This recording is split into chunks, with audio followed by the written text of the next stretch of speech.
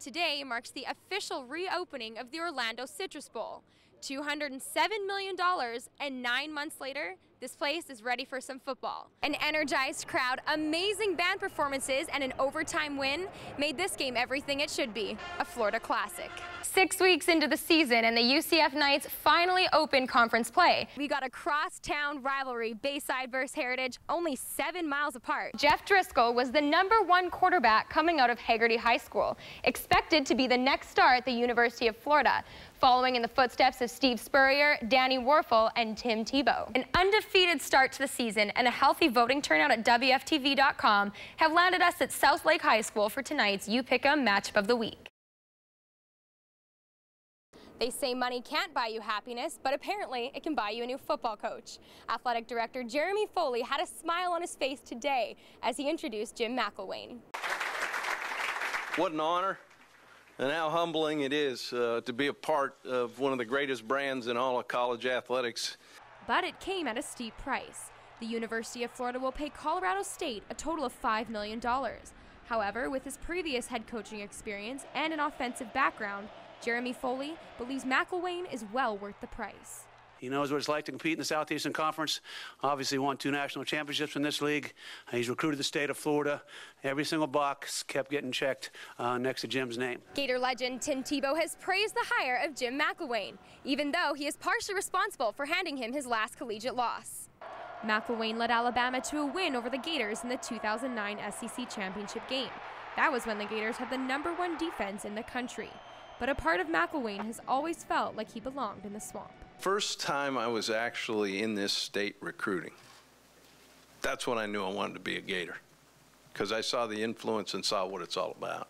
That's what makes this such a great challenge, a great honor, is to be part of Gator Nation. The countdown has officially begun and only 273 days remain before Jim McElwain makes his Gator debut. In Gainesville, I'm Chelsea Whalley, Channel 9 Eyewitness News. Florida State, the only undefeated team in the country, finished the season ranked 3rd. Now they'll fly across the country to face Oregon in the Rose Bowl. The Seminoles survived yet another close game last night, beating Georgia Tech in the ACC Championship, their 29th straight win and 3rd straight conference title. The playoff committee was impressed enough to move the Seminoles into 3rd place, setting them up a semifinal game against Oregon on January 1st. Alabama gets Ohio State in the other semifinal at the Sugar Bowl. To the NFL, the Miami Dolphins won 6 of their last 8 games, putting themselves in the playoff race. But today, they were moved to the back of the line by the team that beat them in their last playoff appearance. Dolphins hosting Baltimore, both teams 7-5, fighting for a wild card. First quarter, Miami up by 3. Ryan Tannehill with a dart to Brian Hartline.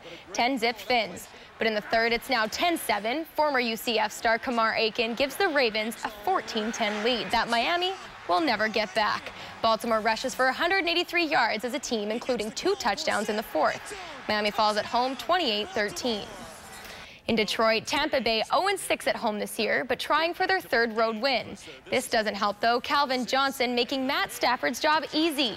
7-0 Lions. In the second, Bucks down 17-3. Josh McCown hooks up with Mike Evans. 2 touchdown catches for the rookie today, but they could have used 2 more. Tampa loses 34-17. Now the Jacksonville Jaguars hosting J.J. Watt and the Texans. First quarter, Watt chasing Blake Bortles, but he can't get sacked if he gets rid of the ball. Allen Hurns on the other end of that 4-yard touchdown pass, 7-0 Jags. Then in the third, they're up 13-10, but not for long because Alfred Blue puts the Texans in front. Then Bortles tries to do something about it, but throws his 15th interception instead. Jaguars go on to lose 27-13. And to the NBA, the Orlando Magic doing everything they can to be better on the road, just trying to get to 3-3 on their 6-game road trip. They need to beat Sacramento to make that happen, and in the second quarter, Willie Green sets up Tobias Harris for the dunk.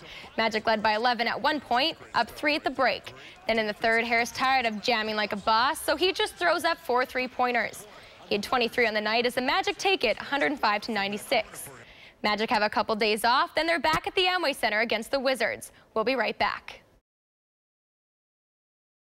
The $207 million renovation of the Orlando Citrus Bowl is almost complete. They're working on just a few finishing touches to make this place 100% ready. And the only thing remaining from the old stadium are the upper decks. The Citrus Bowl has seen its fair share of economic hardship. Construction began all the way back in 1936 during the Great Depression. The recent renovation was delayed indefinitely, with a possible start date of 2022. So why did the Citrus Bowl get its chance now? The economy improved. Tourism really recovered very quickly. It's off the charts now. Steve Hogan has been the CEO of Florida Citrus Sports for 10 years. During this time, he's dedicated his life to transforming the Citrus Bowl from this to this. After a frantic 10 months of construction, the renovated Citrus Bowl hosted its first game, with Bethune-Cookman beating Florida A&M in overtime of the Florida Classic. 40,000 fans enjoyed the spectacle and the new stadium, with 3 massive HD video boards, 66 restrooms, a 15,000 square foot party deck, and a lower level with 41,000 seats that have more legroom. And yes, they now have seatbacks. It's a major difference. I like the renovation that they did on the stadium. An energized crowd, amazing band performances, and an overtime win made this game everything it should be, a Florida Classic. At the Orlando Citrus Bowl, I'm Chelsea Whalley, Channel 9 Eyewitness News.